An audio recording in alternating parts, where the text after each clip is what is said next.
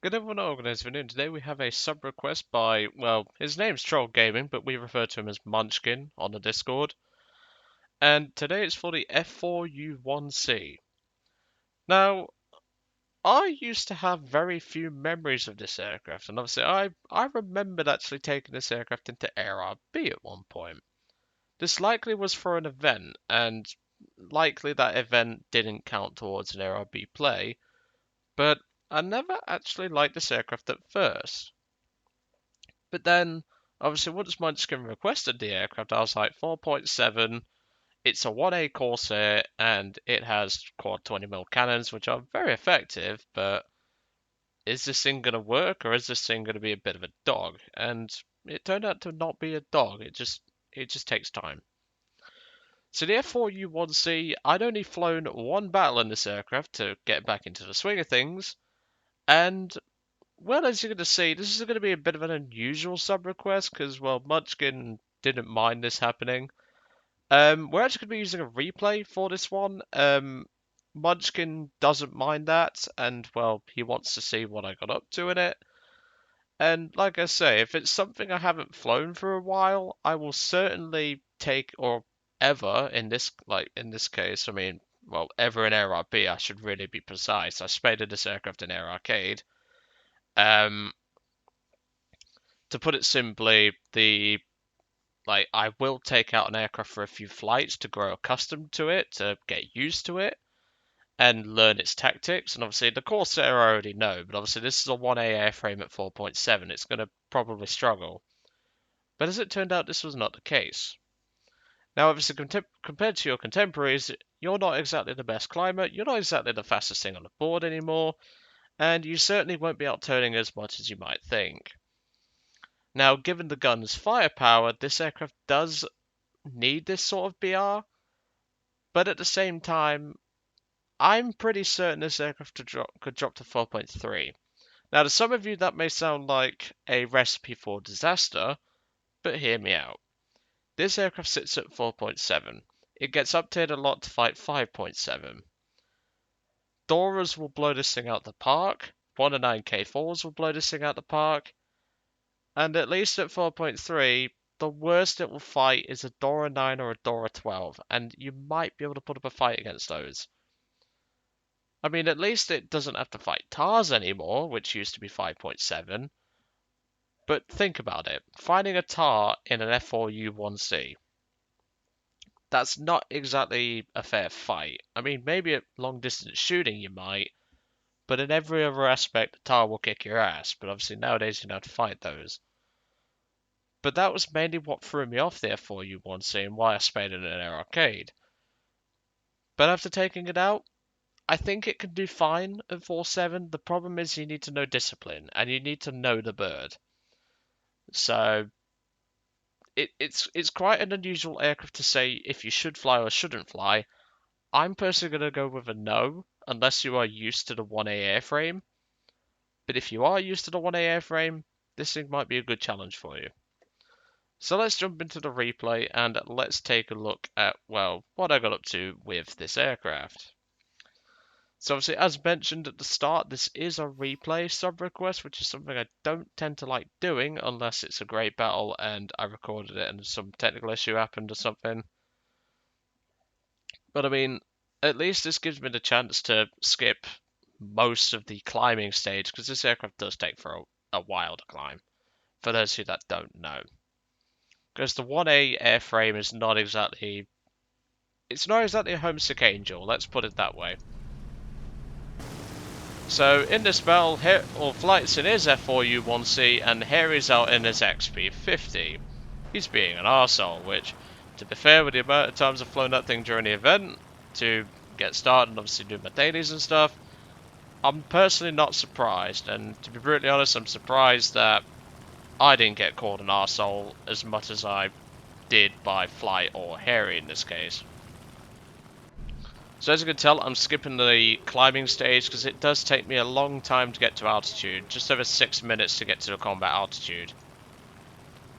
Now the Corsair does have a good rate of dive, because it's a Corsair, it dives like a bat out of hell, But at the same time, you've got to take into consideration that this aircraft is a 1A airframe at 4.7, and this is a battle rating 5.3 game. Flight manages to nail that 190 there. He makes the mistake of pulling vertical, which he didn't have enough airspeed. Flight had plenty of airspeed compared to the 190, and it was a 190 A8, I think it was. And as good as the A8 is, he's not doing that with no airspeed. And obviously I didn't even get to fire the guns, because well, as soon as I saw parts flying off, I knew to leave it alone, because otherwise flight's probably going to bitch slap me. Now I do get a spark there, which I was running stealth, by the way. Harry was telling me to run stealth, which it does work. The problem is I am not used to A&M2s with stealth, so it was rather tricky for me to get used to, but even so. So the Dora 9 here pulls into a turn to try and follow me through. Obviously he's got a lot more speed than I do, and at this point I'm alerting flight to say, look, you got a Dora 9 coming in, get ready. And I'm starting to fire the stealth rounds. And as you can tell, my aim is dog shit. I do not use stealth rounds on 20 mils. But eventually I do get the lead in and take out a... Well, I take out the Focke-Wulf, and I think I managed to... What else did I get a kill on? I don't know where the second air killers come from, because that's a bug, I think. Yeah, it would seem that is a bug.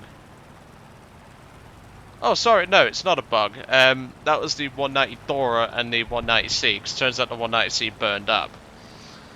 So at this point, well, we're now entering a dogfight, which the Corsair can handle, but not at this sort of speed. I mean, against an Anton, we're pretty okay. Against a Dora, we're pretty okay, because obviously Flight bitch slaps it. But at this point, Flight decides to go head-on with a G55S. He manages to smack it a bit. But unfortunately, the G55S smacks him in return. But Flight manages to finish off the G55 before he goes down. So now I'm the last fighter on our team. And we are only left with 2 B-17s and 2 A-26s. The enemy team still have well, the P-47 is about to crash. And in fact, he has just crashed, because that was Harry's only kill. And the enemy team is now left with 3 ME-264s. And I was saying to him in voice chat, I was like, I do not like these stealth rounds. They can be effective, but my aim sucks. I'm going back to my trusty Uni, because I always use Uni in A&M2s. They're my favourite belt. Skyrocket, I run Uni in both guns, and in this aircraft will be no exception. Because obviously I'm not accustomed to having A&M2 without Tracer, I'm just used to having it there. So, yeah, plus Universal is a good versatile belt, so there you go. So for some weird reason, the B-17s start team killing each other. I don't know why this was the case, and the other B-17 does J out. I'm not sure why this happened. They were not in a squad, and they just decided to start team killing. Not sure why this was the case, but even so, that just happened, and obviously with the allied black hole happening, it can be pretty hard to actually do that. So obviously 0.73 of a mile, I put a good long burst down range on the 264 and set it afire. A&M2s, what can I say? And well, when you've got 4 of them, you're going to do some damage to a 264. 264's trying to fire back, and obviously I know what the 264's guns can do, so I start dodging, but unfortunately he just can't get the shot off. And I was going to make a joke about his username, but I'm not going to. I'm fairly certain people can work it out in the comments if they actually think about it. So that's kill number 3. If you do want to know what the joke was going to be, put it in the comments and I'll answer it for you. I was going to make a joke, but I thought, nah, I'll save that joke. That's a good one. I said it in the VC, I think, with Flight, and Flight liked it. If I remember rightly, I said it, but Even so. So now that just leaves two Me-264s left, which we all know how stupidly powerful these bombers are. I only used mine once during the event because Munchkin just wanted to fly fighters, and I was like, okay, I'll take out 264 so we get this done quicker. And yeah, because I was doing base bombing, and well, I used Big Sven for this event. So I'm diving on the 264 here. He's obviously spotted me in the clouds, and well, them two things. What can I say? When you got four of them, you'll tear apart anything. That's kill number 4.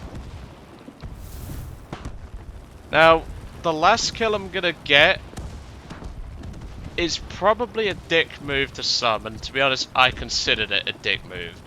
But to be fair, it is a 264 player. These players are very well known for being douchebags. I mean, pretty much every single 264 pilot, bar a couple, have space climbed and just wasted like 20 minutes of our time just to be an asshole and space climb. So what I'm about to do is probably something that people would consider a dick move. You're more than welcome to suggest that, but at the end of the day, I didn't know what this guy was going to do, so I just went, fuck it, let's go for it. I'm going to take him out on the runway, which I don't agree with doing. I always say it's a scumbag move. But obviously, I did not know what this 264 was going to do. I don't know if he was going to abuse the J out mechanic or something like that. I don't know what he was planning. So, given the 264 player's reputation, I decided, let's do it. Let's finish this match, and then we can move on to the next one. I shred the aircraft all over with the quad 20mm cannons.